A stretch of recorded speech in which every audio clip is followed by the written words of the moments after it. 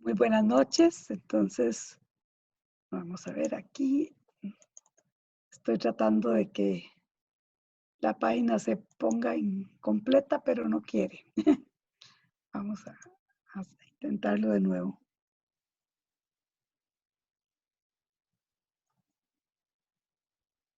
Lo voy a hacer directo con la presentación entonces.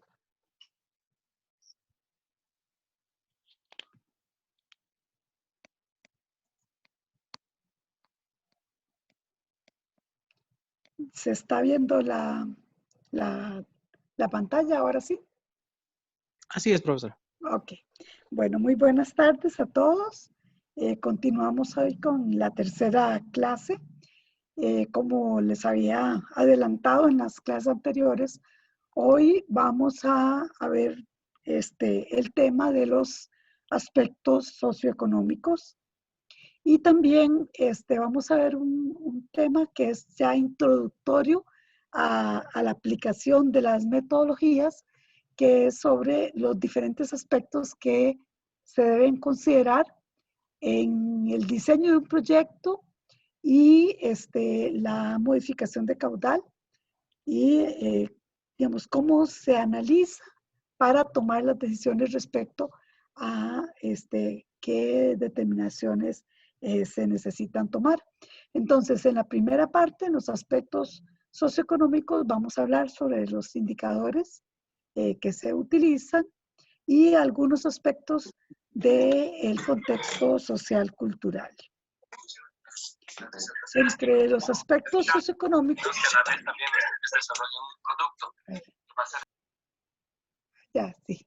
entre los aspectos socioeconómicos, el análisis lleva un proceso que es, digamos, uno de los procesos que hemos utilizado y que en realidad puede servir para la aplicación de cualquiera de las metodologías, ya que lo que establece es como el método para realizar una buena investigación de los temas sociales, como las relaciones entre las comunidades y el recurso hídrico son muy variables, dependen de muchos aspectos, tanto en diferencias en la ubicación de la cuenca, como la forma en que las comunidades utilizan los diferentes recursos.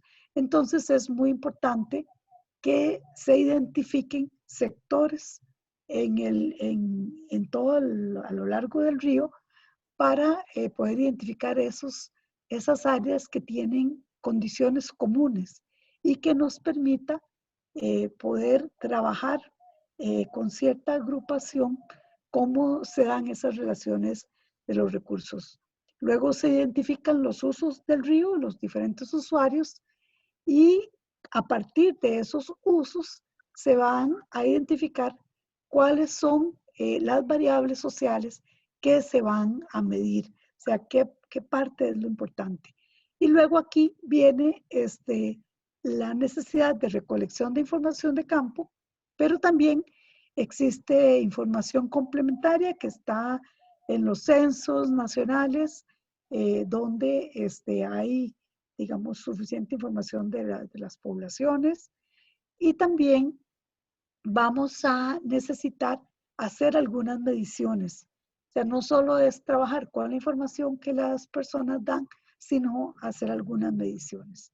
Con esas mediciones, entonces ya vamos a definir las preferencias. Cuando vamos a analizar los diferentes usos, entonces necesitamos conocer tanto en cantidad, calidad, cuándo y dónde se necesitan. Y vamos a diferenciar los usos en usos consultivos y usos no consultivos.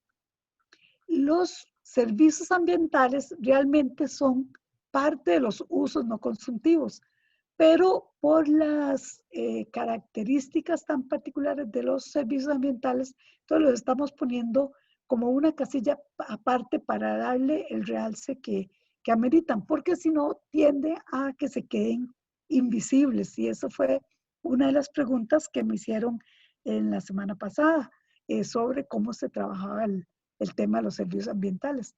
Entonces se ve como un uso también. Entre los usos consultivos tenemos el riego, tenemos el consumo doméstico, tenemos la ganadería, la acuacultura y muchos otros que se pueden dar en los diferentes lugares. Entre los usos no consultivos tenemos la navegación, la recreación, que puede haber muchas opciones de recreación. Simplemente digamos que las personas les guste irse a bañar a una poza, nadar en una poza. También está la parte del balseo, que en algunos casos uno puede trabajarla como una actividad turística cuando tiene una importancia económica, o una actividad recreativa cuando simplemente, digamos, la gente lo hace no solo con el equipo de rafting, ¿verdad? Como se utiliza a nivel profesional, sino que simplemente, por ejemplo, que utilizan un neumático de las llantas de un vehículo, lo inflan y con eso se tiran a disfrutar del cauce del río. Entonces, en ese caso, entra como recreación. También hemos identificado usos muy interesantes como que limite propiedades o limita estados, limite provincias, limite comunidades. Entonces, algunas situaciones, por ejemplo, se pueden dar al bajar el caudal. Les decía el otro día que aquí nos había ocurrido eso de que al bajar el caudal, las vacas de una finca se pasaban a la otra. Entonces era un problema serio el que el caudal no se estuviera cumpliendo porque ocasionaba problemas entre los vecinos. La pesca es también un uso no consultivo, pero en el caso de la pesca, por lo general lo que se hace es ver las preferencias de hábitat de los peces, ¿verdad? Que la existencia de la pesca depende de que haya peces. Entonces, se trabaja más bien en las preferencias bióticas. Pero sí lo mencionamos aquí y se le da el mismo valor que si fuera un uso social. Pueden haber muchísimos más. Estos son solo algunos ejemplos y como les decía, dependiendo de las comunidades, aparecen usos que no estábamos ni pensando en ellos. Dentro de los usos no consultivos tenemos el problema de que, no el problema, sino la situación, de que por lo general su uso es colectivo y no se necesita una concesión, por ejemplo, para la navegación. Puede, o sea, su nave, ¿verdad? Su barco, su bote, necesita un permiso para transportar las personas, pero no para usar el río. Entonces, si esta concesión no existe en el registro de concesiones, puede que no sea respetada. Entonces, si bien no es obligatorio tener una concesión, es importante que el uso esté reconocido para que pueda ser respetado cuando se trabaja en la determinación del caudal ambiental. También una manera de reservar esta agua tanto para la navegación como para mantener los servicios ambientales, para poderlos hacer visibles, es contemplarlos como una reserva de agua, que se inscriba una reserva de agua para el mantenimiento de la navegación de un lugar, que por lo que he podido leer, en Bolivia tiene una importancia muy grande la navegación en ríos. Dentro del tema de servicios ambientales, bueno, tenemos también muchísimos y igual pueden aparecer más que no teníamos en la lista, pero digamos, entre los más destacados está la captación y la filtración del agua, la producción de agua potable, la mitigación de los efectos del cambio climático, generación de oxígeno y la asimilación de diversos contaminantes, la protección de la biodiversidad, el hábitat o refugio de la fauna acuática, y la belleza escénica. Existen varias clasificaciones de los servicios ambientales que también en la literatura aparecen como servicios ecosistémicos. Y vamos a tener dentro de esta clasificación los servicios que tienen una relación con el aprovisionamiento. Aquí están todos, ¿verdad? No solo los que tienen que ver con agua, sino que están todos en general, ¿verdad? Entonces, digamos, el alimento, agua para tomar. También los recursos genéticos y bioquímicos relacionados al sistema acuático. Están todos aquellos servicios que ayudan a la regulación del clima, a la protección de inundaciones y a la protección de marejadas, a la parte de saneamiento, regulación y saneamiento del agua, regulación de enfermedades, por ejemplo, de que si no se da el caudal adecuado y no hay un movimiento del agua superficial, esta se queda detenida y puede facilitar la cría de larvas asociadas a enfermedades como la malaria, el dengue, la chikungunya, cualquiera de todas estas. También es muy importante identificar dentro de los servicios ecosistémicos la parte cultural, o sea que son servicios, beneficios que no son materiales y que se obtienen de la naturaleza, como el valor espiritual, el valor religioso, la herencia cultural, también el valor estético, o sea, simplemente el río por todo lo que nos estimula, lo bonito que se ve, el sonido del río, por ejemplo, que ayuda a tranquilizar a las personas. Luego está también en la parte educativa, la identidad del sitio, ¿verdad? El valor que tiene el río en una comunidad, por ejemplo, que se realizan festivales del río y hay toda una cultura alrededor de celebrar la presencia del río. El valor recreativo y turístico, ¿verdad? Simplemente que existan, bueno, me llamó muchísimo la atención la gran actividad que existe alrededor del lago Titicaca y los ríos que están llevando el agua para mantener el lago Titicaca, entonces deben tener, digamos, un caudal para poder mantener ese recurso con todas las implicaciones sociales, económicas, culturales, espirituales, que tiene el lago. También la parte de los servicios de soporte, que es también servicios que se ven muy invisibilizados. Y aquí estamos hablando, por ejemplo, en la formación del suelo, en traer los nutrientes. Bueno, un ejemplo mundialmente reconocido, que es el caso del río Nilo, ¿verdad? Cuando hicieron la gran represa de Asuán, cambiaron totalmente el régimen de inundaciones, que era lo que mantenía la fertilidad de todas las terrazas que estaban a la orilla del río Nilo. Entonces, eso es también un elemento muy importante. O también lo que comentábamos el otro día, lo que sucede cuando bajamos el caudal y entonces los árboles que están a la orilla del río pierden el contacto con la zona húmeda y se empiezan a morir los árboles que están en la orilla del río, aguas abajo de un aprovechamiento. Entonces eso también está dentro de estos beneficios que hay que tomar en cuenta. La capacidad de autodepuración está altamente relacionada con el caudal. Y cuando me preguntaban el otro día sobre los temas de contaminación, exactamente al bajar, el disminuir el caudal, entonces disminuimos esa capacidad de autodepuración del río.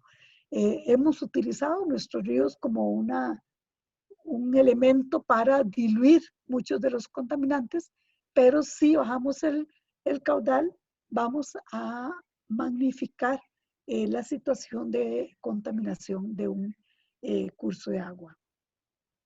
El reciclaje de nutrientes es también muy importante dentro de estos servicios que se dan en la dinámica del movimiento, digamos, de los sedimentos y así el renutrimiento aguas abajo ayudados por el movimiento que da el caudal.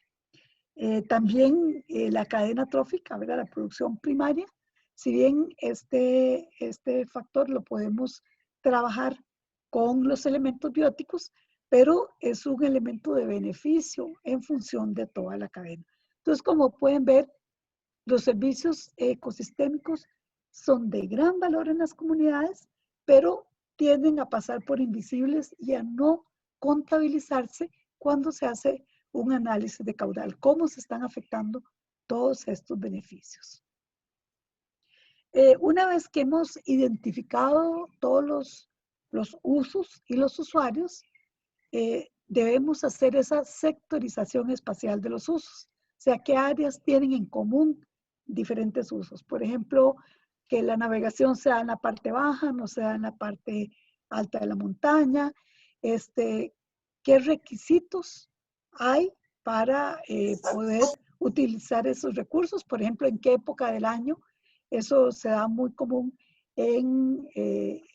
por ejemplo, en nuestro caso, la utilización del rafting es en una época intermedia entre las, digamos, en la época seca y la época lluviosa. O sea, en la época seca hay muy poca agua para realizarlo y en la época lluviosa es demasiado peligroso.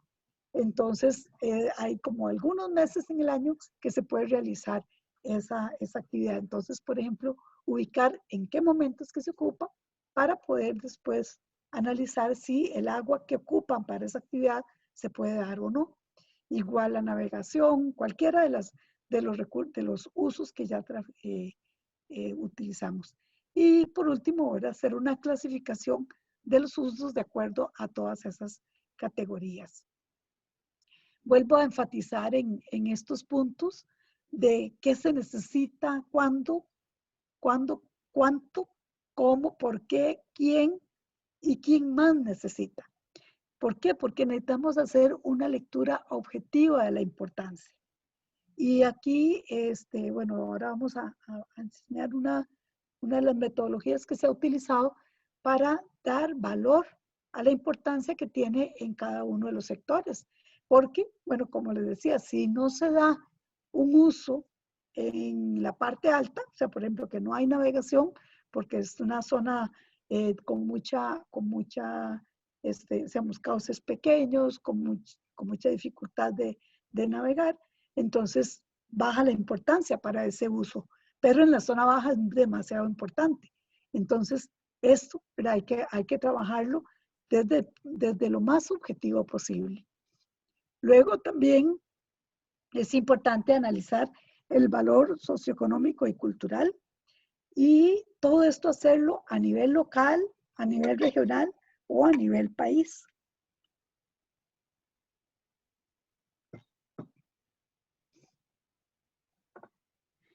Esa información, ¿verdad?, que tenemos sobre todos los usos, la podemos conseguir a través de las investigaciones previas que se hayan realizado y también podemos utilizar las diferentes herramientas que se utilizan en los estudios sociales, ya cuando vamos a hacer el trabajo de campo, ¿verdad? Porque a veces hay cosas tan particulares que no se les ha dado, no aparecen en un estudio.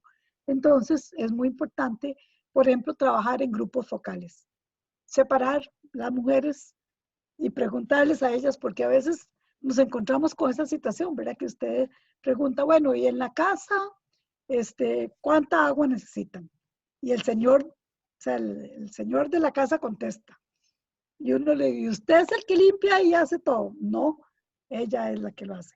Ah, bueno, entonces que ella me conteste, ¿verdad? Pero si están los dos, a él lo ponen a contestar. Entonces, separamos los grupos por edades, por género, por intereses. También, por ejemplo, si estamos trabajando con una actividad, tenemos al dueño de la empresa de rafting y al dueño y a los colaboradores que son los que manejan las lanchas. Pero a veces el dueño de la empresa todo lo mide por los ingresos que le entraron y los que están ahí con las lanchas trabajando todos los días son los que saben exactamente en qué condiciones y qué es lo que se necesita. ¿qué información es la que obtenemos de esos grupos focales? Bueno, exactamente qué es lo que les gusta, cuándo les gusta, cómo les gusta. Entonces, ya sea que se puede trabajar con encuestas, se puede trabajar con preguntas abiertas donde las diferentes personas van contestando. Nos ha llamado la atención, por ejemplo, en la parte recreativa, cuando les preguntamos a las señoras cómo les gusta que sea el río para irse a bañar. Y las señoras pensando, bueno, en los niños pequeños, no, que el agua me llegue por las rodillas, que apenas los chiquitos se puedan bañar. Pero le preguntamos a un joven y dice una poza bien honda, donde me pueda tirar de consumida. Entonces se va a ver diferencias entre los diferentes grupos de edad y eso también tenemos que manejarlo. Después hay que hacer un filtro y decir, bueno, la preferencia la vamos a trabajar en términos en que cubra a toda la población. Igual, por ejemplo, cuando se pregunta, bueno, para la navegación, bueno, depende del calado de los barcos, del ancho, de si son barcazas pequeñas o si son realmente ya buques de navegación que transportan gran cantidad de personas. Entonces, para cada uno de estos usos vamos a identificar cuánta agua se necesita, qué profundidad, qué velocidad y qué ancho del río. Y vamos a hacer un cuadro donde vamos a identificar para cada uno de los usos qué está bien, o sea, en qué forma, si el río tiene estas condiciones, puedo navegar, pero si tiene estas medio, puedo navegar, y si tiene estas otras, del todo no. Entonces, exactamente, establecimos categorías en las que podemos agrupar esas reglas de preferencia. Entonces, vamos a tener una regla que es lo inadecuado, o sea, que es cuando no se cumplen las condiciones para desarrollar esa actividad. Tenemos regular cuando más o menos se dan. Y óptimo es en las condiciones en las que la actividad se puede realizar plenamente. Entonces, cada una de las actividades que hemos mencionado las vamos a catalogar, tanto en el caso de los usos no consumtivos como en los consumtivos. Pero en algunos países, para los usos consumtivos, ya están establecidas las reglas.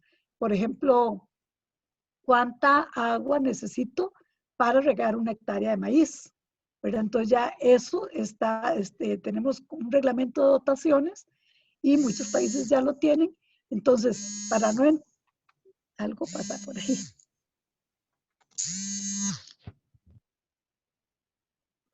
Ok, ya.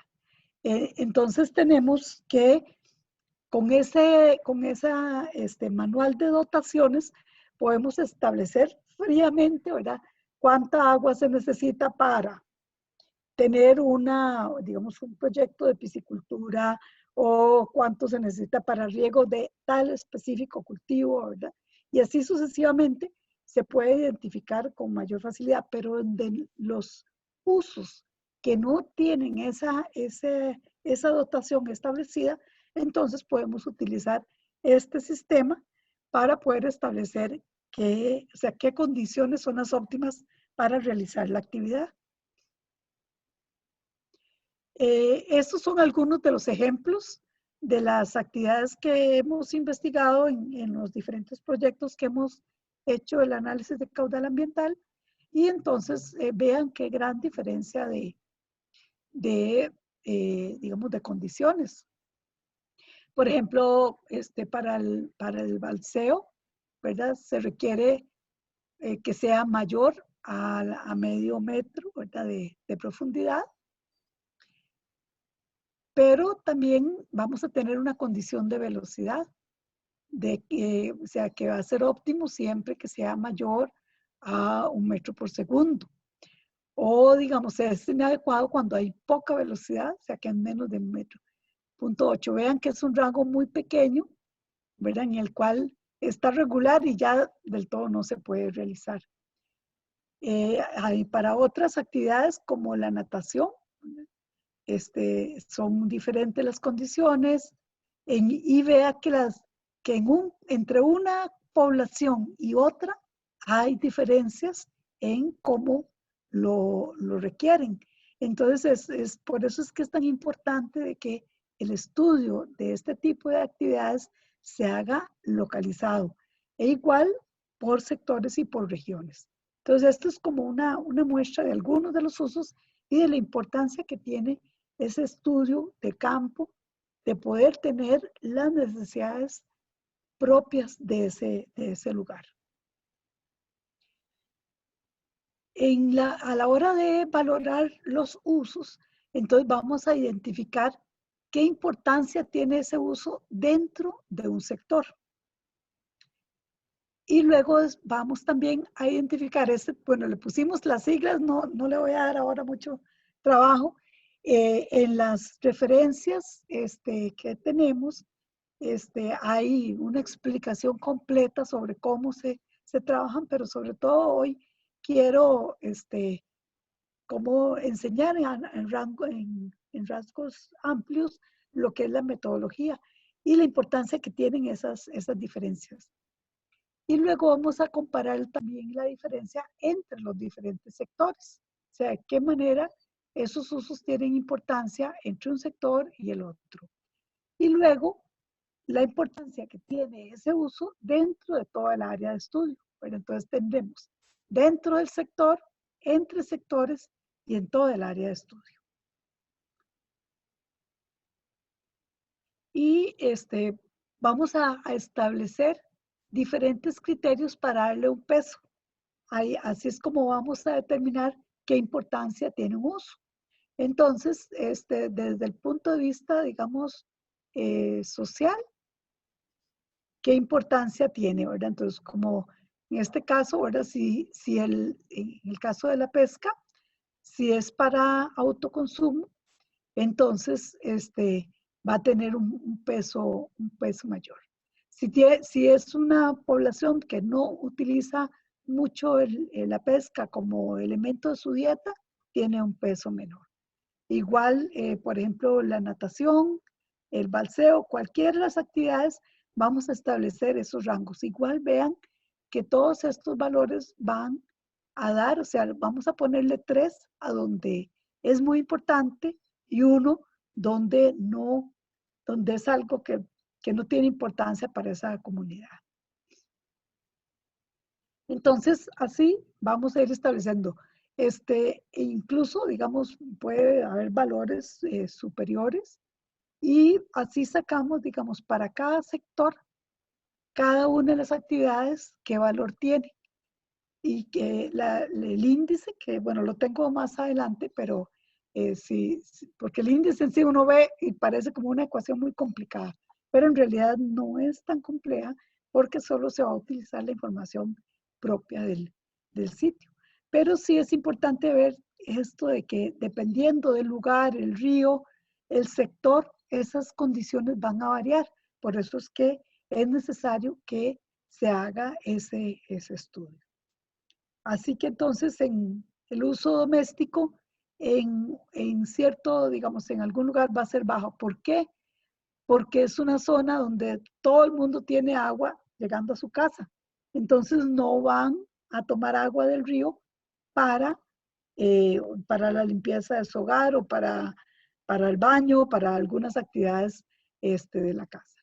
Pero, por ejemplo, en otros lugares donde están muy alejados y no tienen el agua llegando a través de un acueducto, entonces va a tener mucho más importancia. Y el otro elemento es, digamos que, en qué época del año es que se va a requerir. Como les comentaba, este es el caso del rafting y esto es una importancia medida. O sea, aquí lo que se hizo fue tener una persona todos los días del año. Él salía, digamos, por lo general, la actividad del rafting, digamos, los grupos de tour suben en la mañana muy temprano y todos los grupos salen entre 8 y 10 de la mañana.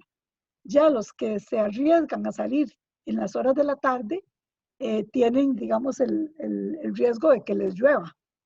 y eso ya es una situación de peligro. Entonces, era, digamos, contratamos una persona que estuviera ahí apuntando cuántas lanchas salían, cuántas personas, y esa es la información que se fue trabajando durante todo el año. Entonces, lo que tenemos aquí es el número de visitantes aquí en la curva, y luego pudimos establecer durante el año las épocas en que era más utilizado. O sea, que no solo fue lo que la gente nos dijo, sino también teníamos un respaldo de información de cómo estaba siendo utilizado el recurso. Entonces, sí, bueno, es donde se encuentra esa condición, donde, digamos, está distribuido en el año antes de que se den los mayores, o sea, cuando ya empiezan las lluvias muy fuertes, ya baja, ¿verdad? La visitación. Bueno, eso con respecto a los indicadores. ¿Qué otros aspectos del tema social debemos tener muy en cuenta? O sea, todos estos indicadores deben estar analizados con perspectiva de género y con perspectiva multicultural. Bueno, en el caso del tema de género, es importante analizar la participación que tiene la mujer en la gestión del agua. No solo, digamos, en la parte de provisión, ¿verdad? Porque donde tiene una parte importante de una labor fundamental, sino también en la gestión y en la protección del recurso. Y esto ha sido reconocido a nivel de todas las diferentes conferencias que han tenido que ver con agua y género, o sea, donde se señala esa importancia y que no puede quedar invisibilizada la participación de la mujer. Es necesario identificar esas diferencias y esas desigualdades en el acceso y también en la administración del agua, donde podemos ver los papeles, el rol que cumplen hombres y mujeres. A nosotros, bueno, nos salen muchos de los estudios que realizamos que, bueno, en Costa Rica se utiliza las asociaciones del agua, donde una comunidad se organiza y tiene una junta directiva que administra el pequeño acueducto de esa comunidad. Y bueno, por lo general, el presidente es un hombre y la mujer es la tesorera y la secretaria. Y entonces todos dicen, es que son más ordenadas, más, ¿verdad? Pero a pesar de que tienen todos los atributos, no les dan la dirección. Entonces, esos son, digamos, temas que uno debe entender, trabajar y reconocer qué es lo que está ocurriendo. Luego, ¿verdad? Es importante ver también esos roles y esas responsabilidades en la satisfacción de las demandas domésticas, y en eso también identificar el papel que cumplen hombres y mujeres. También el conocimiento que tienen unos y otros para poder establecer las restricciones. Por eso les decía, muy importante preguntarle a las mujeres, preguntarle a los hombres, o sea, preguntar por separado para poder darle un valor adecuado a esas restricciones. Y también analizar las relaciones de poder que se dan en torno al agua y cómo se dan esas relaciones de poder. La participación de la mujer es esencial, ¿verdad? En las decisiones relacionadas al caudal ambiental. Hay que identificar esas brechas de género que estén relacionadas al acceso, al uso y al control del recurso. Y es también necesario establecer cuáles van a ser, digamos, las puertas de entrada, o sea, cuáles son los temas que nos permiten aportar en ese enfoque de género en función de los diferentes usos del agua. También es necesario establecer y planificar las estrategias que permitan el empoderamiento de la mujer. Bueno, en esto pues hay personas, digamos, en los equipos es muy importante, ¿verdad? Tener gente del área social que ayude a entender las estructuras comunitarias y a cómo manejar los temas de género. vincular efectivamente a la mujer en los procesos y también implica incorporarlas en las investigaciones como fuentes de información, pero también como generadoras de información. Y también dentro de los equipos de investigación, o sea, dentro de las personas que están haciendo los estudios para realizar todo lo necesario con el caudal. Y el otro tema es el tema de la multiculturalidad, ¿verdad? Donde se debe considerar esa riqueza cultural y de pensamiento, donde es necesario visibilizar y reconocer. Sí, me ha llamado bastante la atención, ¿verdad? En las leyes de agua, donde está, al menos en la ley, está protegido el derecho de las comunidades digamos, al agua y esa protección, digamos, de esos derechos.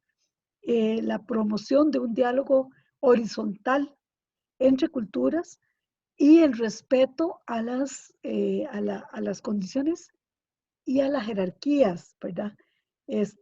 Donde no se dé una jerarquía entre una cultura y otra, sino que el respeto de jerarquías es interno de su cultura, pero no sobreponer una cultura sobre la otra, sino dar un trato igualitario.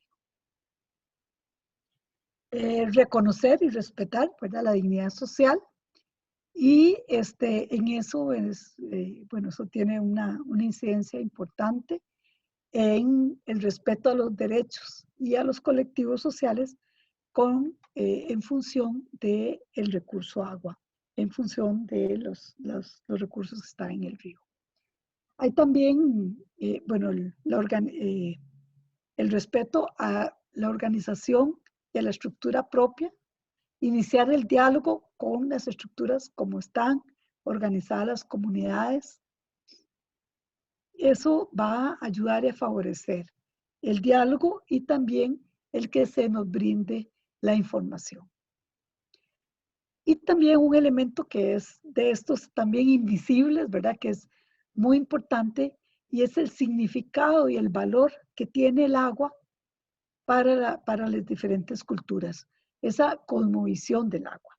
A veces, digamos, se identifica, no, aquí no hay ningún uso, ¿verdad? Y al bajar el caudal, por ejemplo, el río dejó de sonar, dejó de cantar, nos decía un señor, es que el río ya no canta. Entonces, ¿por qué ya no canta? Porque ya había bajado tanto el caudal que ya no movía las piedras. Y él llamaba cantar a ese movimiento que el río le da a las, junto con las piedras, junto con las rocas, se va moviendo, y eso era para ellos el cantar. Entonces, en ese sentido es muy importante identificar esa cosmovisión que tiene esa comunidad respecto al río o respecto al agua.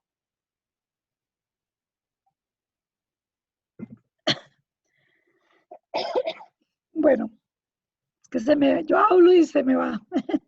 Bueno, en esta parte terminamos con el aspecto social, y vamos a ver una de las preguntas que me hicieron en la clase pasada. Yo dije, eso está en la otra presentación, que es sobre qué aspectos debemos considerar cuando vamos a analizar el caudal ambiental. O sea, que ya vimos en general todo lo que es la parte hidrológica, todo lo que es la parte biótica y lo que es la parte social. O sea, cuáles son los elementos que analizamos, los factores, y cómo trabajamos como, digamos, restricciones, esos usos que existen en todas estas áreas. Entonces ahora necesitamos ubicarnos físicamente en el sitio que se va a analizar.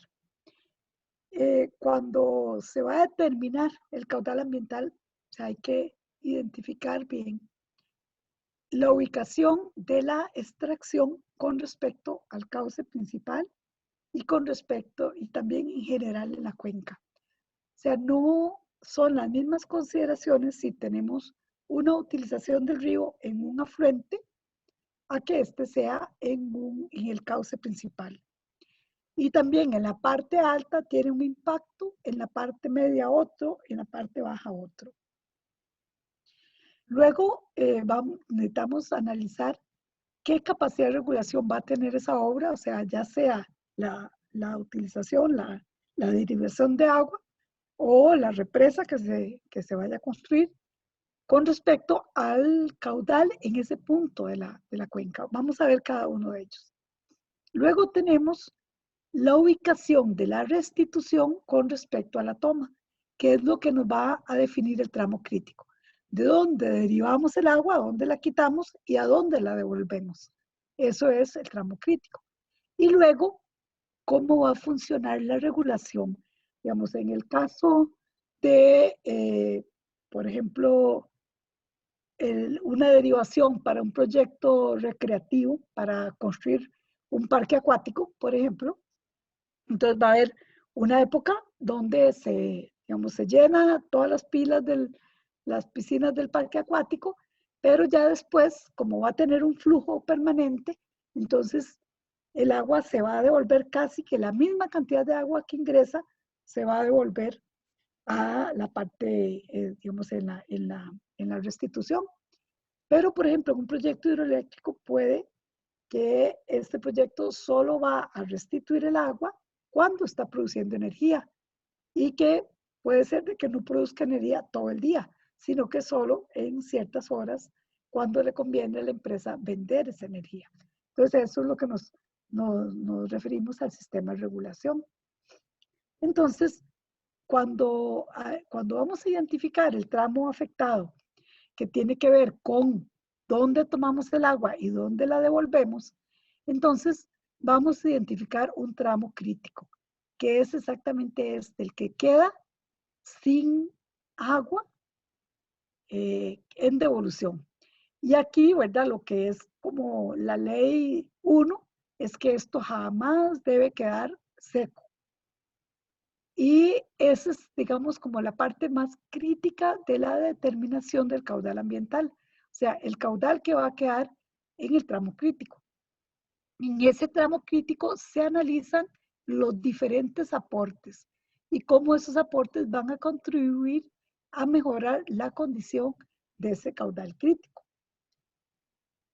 Luego, en este proyecto, bueno, que fue un propuesto, pero no se, digamos, por ahora no se va a construir. Hay un tema cultural, social de mucho peso y entonces el país decidió que por ahora no se va a construir ese proyecto. Y entonces, este proyecto tiene aquí la presa, pero la tubería, el túnel, la tubería van a restituir el agua en este punto. Y entre este punto, ¿verdad? Y la presa hay 60 kilómetros. O sea que es un tramo crítico enorme. Pero en este punto aquí donde se acaba esa línea roja, hay un aporte de un afluente sumamente importante que prácticamente restablece la dinámica natural del río. Entonces, la urgencia de determinar el caudal crítico, el caudal ambiental es para este tramo crítico. Vean que es algo sumamente particular de esta zona. Ahora, aquí donde tenemos la restitución, entonces ya todo el agua vuelve, pero resulta que según el sistema de operación de este proyecto, es un proyecto que va a mantener, a acumular agua durante la época lluviosa y va a operar principalmente en llenar la demanda durante la época seca. Entonces va a restituir en ese punto una cantidad mayor de agua que la que naturalmente en esa época del año se da. Entonces es como un caudal totalmente, digamos, una dinámica inversa a la relación. Todo esto se analizó a la hora de hacer una propuesta de caudal ambiental. Entonces aquí en este proyecto tenemos un tramo crítico, un tramo intermedio, ¿verdad? Que se estabiliza por el ingreso de este afluente importante y luego tenemos este tramo de regulación que va a depender del agua que le suelte en la restitución una vez que el proyecto genera. Entonces, así vamos a definir. Podemos encontrar, o sea, el tramo crítico y tramo de regulación, y luego podemos tener subtramos cuando hay algún elemento que cambia la dinámica del tramo crítico. Luego, cuando hablamos de la capacidad de regulación de la obra, estamos hablando de cuánto flujo es el que retiene esa obra. O sea, del tamaño de la presa y del tamaño del embalse. Esa relación entre el caudal, digamos, natural del río y cómo es el patrón de descargas, tanto en condición natural como el regulado, según el tipo de embalse y del tipo de presa que se está construyendo. Ahí se puede establecer una relación, ¿verdad?, que vamos a llamar capacidad de regulación, y esa relación está entre el volumen, ¿verdad?, del embalse y la escorrentía anual. Entonces, por ejemplo, vean que en este proyecto la capacidad de regulación es de un 99%. ¿Esto qué quiere decir? Que este proyecto cambió totalmente la dinámica natural de ese sistema acuático. Y exactamente es un proyecto en el cual se construyó en los años 70, y en esa época no habían grandes regulaciones ambientales, no había estudios de impacto ambiental. Sin embargo, se le hizo uno, pero no incluyó este tema. Y es un río que desembocaba hacia el Caribe y lo pasaron a desembocar al Pacífico. Entonces, claro, o sea, cambió totalmente la dinámica natural de ese sistema. Mientras que otros proyectos, vean que tienen una capacidad de regulación muy pequeña, o sea que la relación entre el tamaño de la presa y la escorrentía que tiene ese sistema es muy baja. Entonces, vean qué cantidad de cosas siempre tienen que ver con la particularidad. O sea, aquí no hay normas ni reglas generales. Hay que identificar que este tipo de proyecto en este sistema, cómo me va a afectar. Y luego lo que les hablaba del sistema de regulación, de cómo opera la obra. ¿Cuántas horas al día es que va a estar generando y por lo tanto devolviendo el agua a la restitución? En esto, bueno, tenemos el caso del proyecto Reventazón, que lo utilizo mucho de ejemplo porque realmente se hizo un trabajo de análisis de caudal ambiental muy grande, pero además hubo un impacto grande en el proyecto. Y aquí, digamos, fue necesario, o sea, cuando terminamos el caudal ambiental, y aquí les voy a poner todo el esquema del proyecto. O sea, aquí ya está construida la represa, o sea, la represa es todo esto aquí, esta estructura. Este es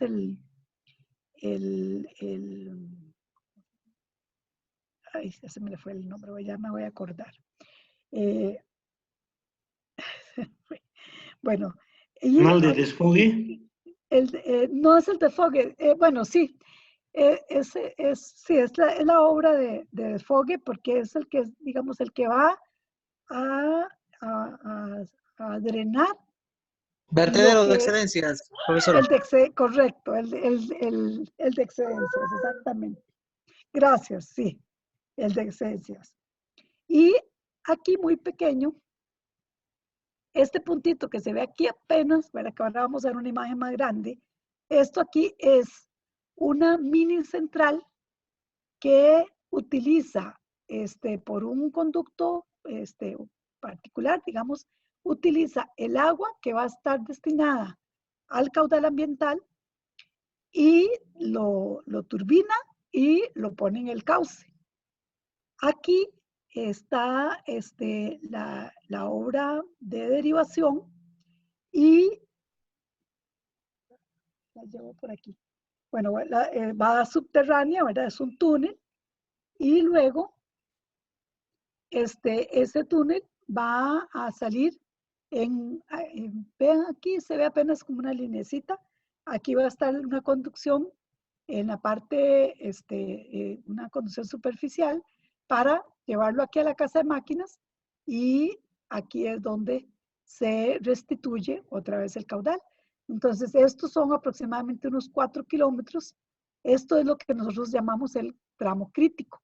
Entonces, para este tramo crítico se hizo una valoración del caudal ambiental y eso es lo que se turbina en esa mini central. Y luego, después de este punto, se baja, digamos, se llega al pie de monte y el río entra en la zona de llanuras. Vamos a ver si aquí está. Entonces, aquí está de nuevo la casa de máquinas y a partir de este punto empieza, digamos, ya el río cambia totalmente su dinámica. Si nosotros dejábamos lo que se estimó para aquí como el caudal ambiental en toda esta zona, a partir de aquí ya el río no se vería. O sea, se vería solo piedras, ¿verdad? Y entonces se definió que en este tramo de regulación era necesario, o sea, aquí estaban saliendo 15 metros cúbicos por segundo a partir de la casa de máquinas pequeña, y aquí la casa de máquinas debía proveer 24 horas al día otros 20 metros cúbicos más. De tal manera que, 30 metros cúbicos más, de tal manera que aquí el caudal fuera 45 metros cúbicos y pudiera cumplir con las condiciones que, bueno, este es un puente de la carretera principal hacia el Caribe. Digamos, aquí el tramo hubiera quedado piedras, un río seco, lo cual hubiera sido inaceptable, ¿verdad? Para las personas, pero además aguas abajo es navegable. Entonces la navegación se hubiera visto afectada si este caudal no se mantiene.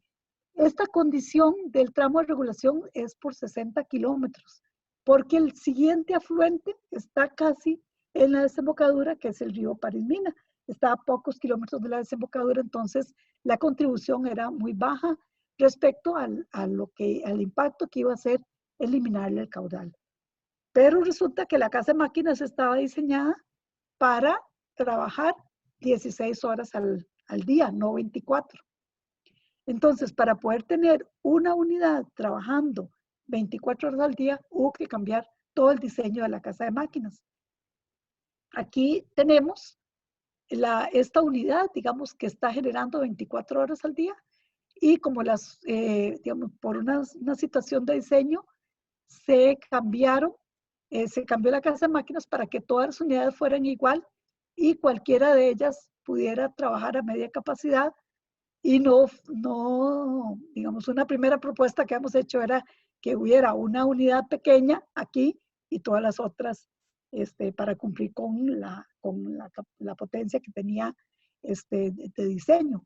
Pero los ingenieros dijeron, no, es que tener eso así es un problema porque, bueno, primero que tener unidades trabajando media capacidad es ya un problema. Y segundo, que tener una turbina diferente dentro del sistema era otra situación más que analizar. Entonces, al final ellos cambiaron de 3 turbinas a 4 turbinas, de tal manera que puedan rotar cuál de ellas va a estar trabajando a media capacidad y así no haya un impacto mecánico en las turbinas. Entonces, aquí se ve dónde está saliendo de una, ¿verdad?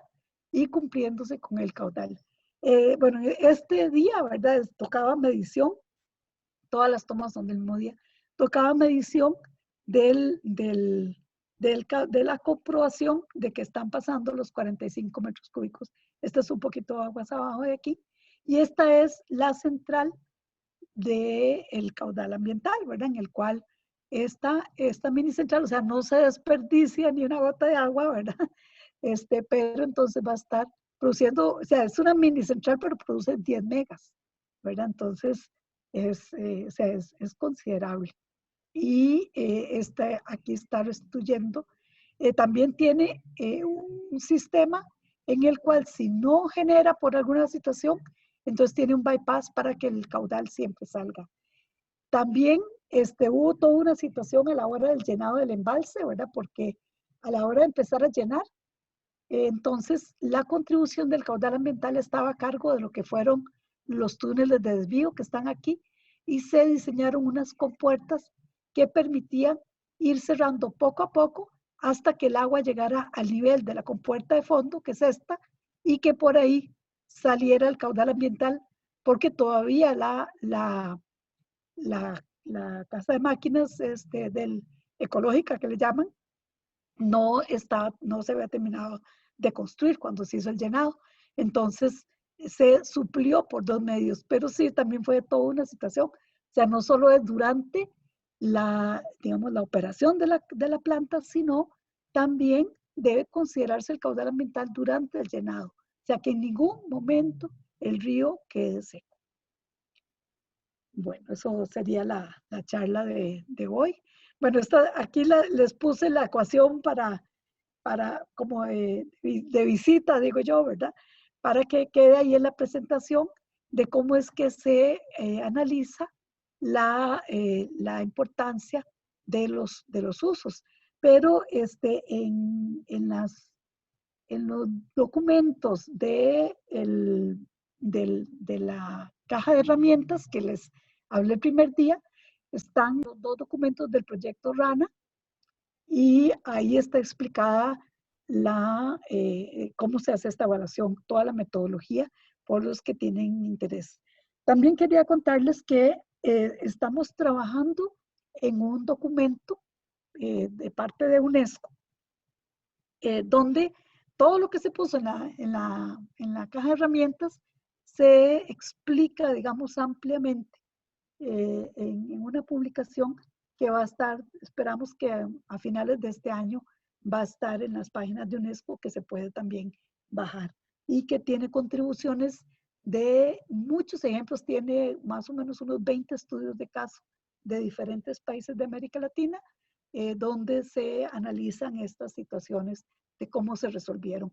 Porque, digamos, es muy importante aprender de las experiencias, pero sobre todo ver qué nos sirve, qué no nos sirve para los casos particulares que tenemos que resolver. Muchas gracias.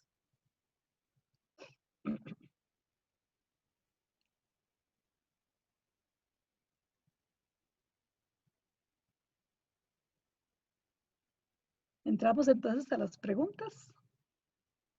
Nos queda. Sí, profe, muchas gracias. Muy buenas noches a todos quienes nos acompañan en la sala. Mi nombre es Deimar Fernández. Bueno, voy a apoyarle al ingeniero Pablo González en esta parte del curso, de esta sección del día de hoy. Y bueno, invitamos a todos los participantes puedan proceder con sus consultas, apreciaciones del curso del día de hoy. Adelante.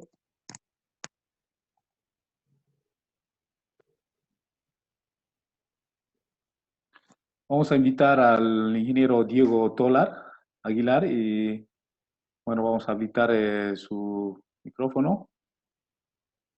Adelante, ingeniero.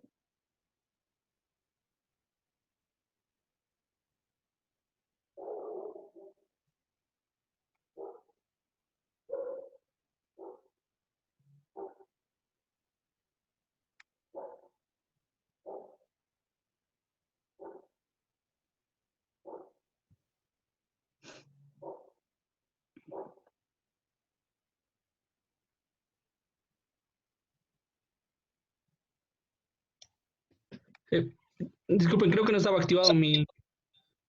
Sí, ahora, ingeniero, adelante. Ya, gracias. Su consulta. Sí, buenas noches a todos y muchas gracias, estimada Ani, por la presentación. Muy buen material.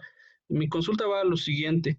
En este caso del ejemplo de la represa Reventazón, ¿cómo se hizo la evaluación del tema de el cambio en la dinámica de los sedimentos con respecto al caudal ambiental? Esa es mi pregunta. Muchas gracias. Sí, bueno, ahí la represa está diseñada, tiene digamos, un sector bastante importante, ¿verdad? Que va a estar acumulando los sedimentos casi que por 30 años, ¿verdad? Entonces, aquí se puede, digamos, dar la situación aguas abajo de una disminución, digamos, de los sedimentos, pero, digamos, tenemos una situación que durante 60 años ha estado a la inversa, o sea, que ha ido un aumento de sedimentos muy alto.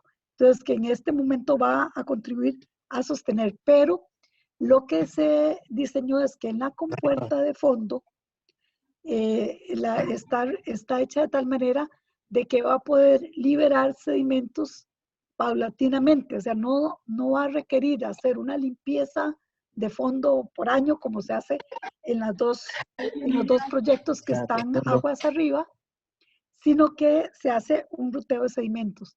Pero hay un plan de manejo de sedimentos que es, digamos, hermano a varias medidas que se trabajaron en conjunto en todo lo que fue la gestión ambiental del proyecto.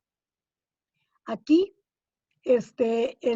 digamos, este plan de manejo de sedimentos tiene toda una señal y ese también está en los documentos que se han subido en esa no, más bien, perdón, este no está, pero eso se los puedo hacer llegar porque es bien interesante, porque entonces lo que hace es establecer una serie de indicadores de acuerdo a qué condiciones se convierten, digamos, en una señal para establecer alguna medida. Y vienen las medidas que se pueden trabajar para, digamos, evitar cualquier situación relacionada al tema sedimentos. Entonces, digamos, también otra cosa importante es de que en esta represa, a pesar de ser una represa muy grande, ¿verdad? Muy alta, en un 97% del tiempo va a estar pasando agua por el vertedor de excedencias. Entonces, y esa agua sí lleva sedimentos. Entonces, digamos, siempre va a haber una contribución, pero mucho menor de la que estaba, digamos, causando problemas en la zona baja con el relleno del cauce y la disminución, digamos, incluso cada año había que hacer dragado, ¿verdad? Para que se pudiera mantener en navegación. Entonces ahora va a ser como unos años de menos sedimentos hasta que se llegue al llenado de ese fondo muerto que tiene el embalse. Gracias, profe. Hay una consulta del colega Weimar. Indica sobre las actividades petroleras de exploración, perforación que afectan los cauces. ¿Qué consideraciones socioeconómicas se debe tomar en cuenta, me imagino, en la determinación de los caudales ambientales? Bueno, como les decía, realmente, o sea, todas las consideraciones mencionadas deben tomarse en cuenta en cualquier actividad que afecte el cauce. Pero, ¿verdad? Hay que analizar cuál es la circunstancia particular de ese lugar y poder, voy a poner el video porque a veces empiezo a hablar y muevo las manos y no me doy cuenta que no me están viendo. Las circunstancias particulares del sitio son las que van a definir cuáles de estos aspectos socioeconómicos son los que deben de tomarse en cuenta. Pero todo aquello que impacte, digamos, la utilización del río o la pérdida de algunos de los usos, tiene que ser analizada. Gracias, profe. No sé, estimados participantes, si hay alguna consulta, pueden levantar la manito. Aquí veo una que está por escrito.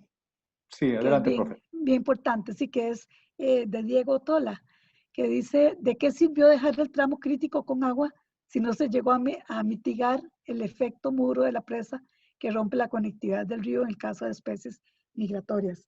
Sí, digamos, en este caso, las especies migratorias van a llegar hasta la presa, ¿verdad? Y ya después de ahí no, pero entre la presa y la restitución de la casa de máquinas, había un afluente pequeñito, relativamente pequeño. Sin embargo, todo el tiempo que hicimos estudios muestreos, había gran cantidad de esas especies indicadoras en ese río.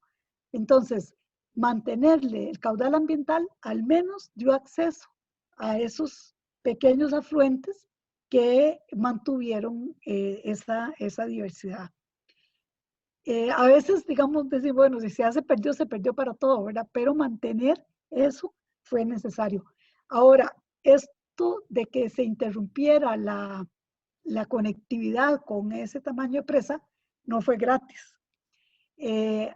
Hubo una medida de compensación que fue la protección del el otro afluente, el río París-Mina, que es el río hermano al Reventazón. O sea, los dos confluyen poco antes de la desembocadura y salen juntos como París-Mina. O sea, el río Reventazón se une al París-Mina y ya sigue como nombre París-Mina.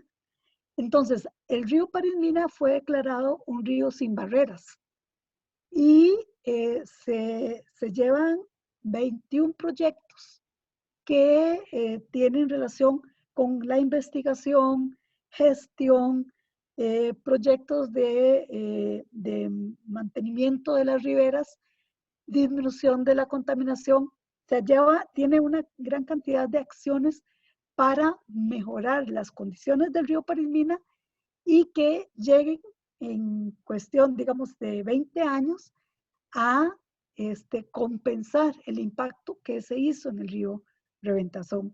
Entonces, en estos momentos se están cumpliendo los primeros 5 años de que ya entró a operar la planta de Reventazón, y exactamente teníamos en inicios del mes anterior la evaluación del cumplimiento de esas medidas de compensación. Bueno, ahorita estamos en stand-by, ¿verdad? Para hacer esa reunión, pero lo que yo he podido seguir monitoreando con los muchachos que trabajaban conmigo en el proyecto y que quedaron trabajando en el Instituto de Electricidad, ellos me han informado, por ejemplo, la presencia de los peces, la mejora de las condiciones donde en el otro río, ¿verdad? Donde había una pesca terrible, ¿verdad? De esas especies, y que ha mejorado con todos los proyectos de educación que se han realizado. Entonces, ahí hay una serie, digamos, de indicadores que van a contabilizar ese cumplimiento. Y, bueno, si bien no es, digamos, lo mejor, porque se dio el impacto, pero, digamos, hay una compensación para bajar el impacto ecológico de esa represa. Gracias, profe. Invitamos nuevamente a los participantes de sala que puedan emitir su consulta, pueden levantar la mano, o tal vez, profe, seguimos leyendo los mensajes. Sí, voy a seguir para abajo.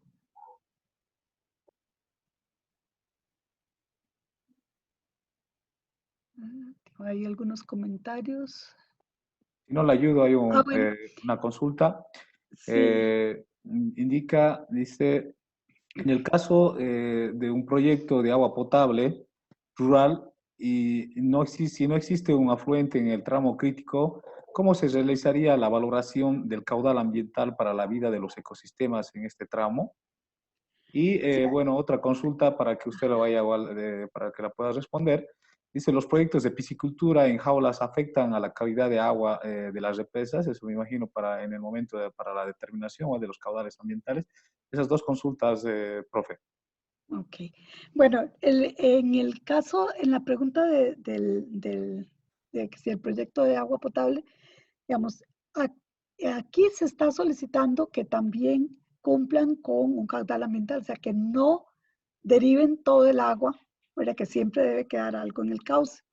Pero ahí es como les decía, dependiendo de las condiciones, va a ocupar una metodología, digamos, más simple a una más compleja, dependiendo de las situaciones. Entonces se hace el estudio de las preferencias de hábitat y se hace la modelación de cuánto es el caudal que debe quedar. En la siguiente clase vamos a ver esos tipos de modelaciones, cómo, digamos, cómo se mide, cómo se analiza el cauce y luego cómo se modela el cumplimiento de las preferencias tanto a nivel social como a nivel biótico, y así ya poder decir, bueno, este es el agua que debe quedar. Pero eso, siempre me hacen una pregunta para la que viene, pero ahí va a estar eso bien claro.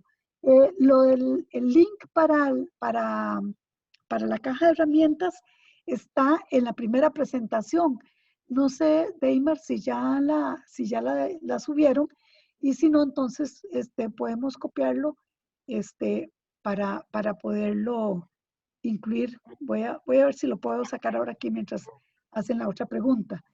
¿Y cuál fue la otra? La de piscicultura. Bueno, el manejo de las jaulas en piscicultura viene a ser siempre un impacto con una carga orgánica bastante importante. Entonces, todo va a depender del tamaño del embalse, o sea, la capacidad que tiene el embalse, el tipo de embalse que es. Por ejemplo, en el caso de Reventazón, el embalse siempre tiene un flujo, o sea, a pesar de que es un lago, siempre hay un flujo. Hay un sector que siempre tiene un nivel de velocidad, ¿verdad? Entonces, tiene, digamos, el tiempo de residencia del agua es muy bajo. O sea, porque como la obra regula muy poco el caudal natural, entonces, y como les decía, casi un 98% del tiempo va a estar pasando agua por el vertedor. O sea, que hay un movimiento constante. Eso es una condición que favorecería que se puedan establecer jaulas. Y bueno, en este caso no se prometió ningún proyecto de piscicultura. Pero en otros lugares lo que han hecho, o sea, no hacerlo en jaulas, sino siembra de alevines, y están, digamos, nutriendo, ¿verdad?, con alevines todo el tiempo. Eso lo hacen en algunos lugares en México. Y donde hacen con jaulas es dependiendo, digamos, de que las condiciones de calidad del agua y todo lo permiten. Entonces ahí, o sea, cada uno depende de las condiciones. Gracias, profe. También hay una consulta de Fernando Díaz. Indica que en el sector de almacenamiento de agua de la presa se hizo un monitoreo para ver el almacenamiento, cómo cambió el ecosistema en ese lugar. Me imagino del ejemplo que usted ha dado. Sí, en este caso, definitivamente, o sea, fue un cambio radical. Y bueno, en ese río, o sea, el río Reventazón, en los años 60, se proclamó una ley que lo identificó, digamos, como el río productor de energía de Costa Rica. Y se estableció un segmento desde tal punto a tal punto. Bueno, exactamente, el punto inicial es digamos, la confluencia de dos ríos, y el punto final es el puente que vimos en una de las últimas láminas. Todos esos kilómetros de río fueron destinados para producción de energía. Entonces ahí se construyeron 7 proyectos, uno en cadena con otro, ¿verdad? Y en ninguno de los proyectos se ha sembrado, se ha trabajado el tema de poner peces, porque hay una especie nativa que se adapta muy bien a condiciones lacustres. Entonces, digamos, la espera ha sido a que esa sea la especie que vaya a aprovechar ese hábitat y dominarlo, ¿verdad?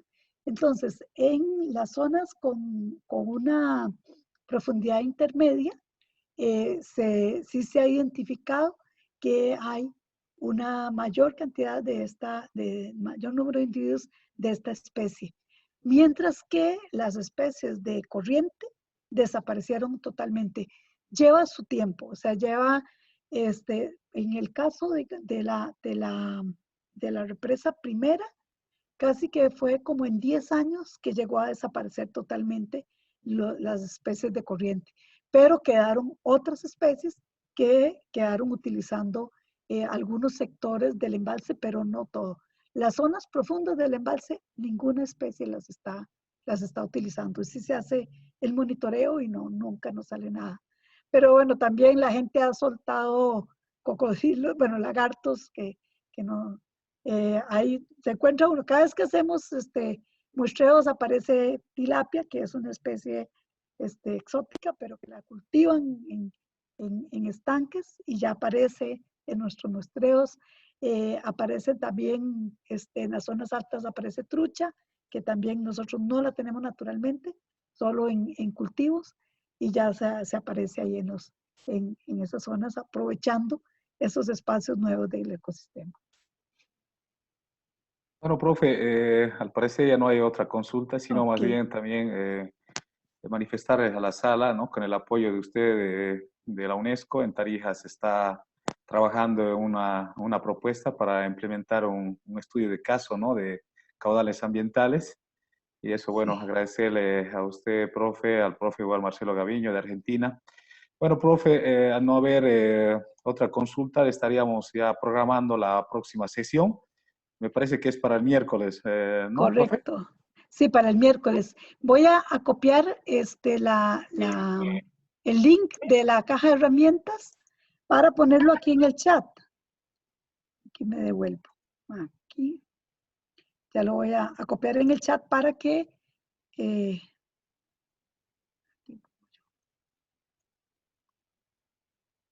ahí está. Perfecto, ¿no? Ahí está de nuevo para que entonces lo puedan copiar y accesar.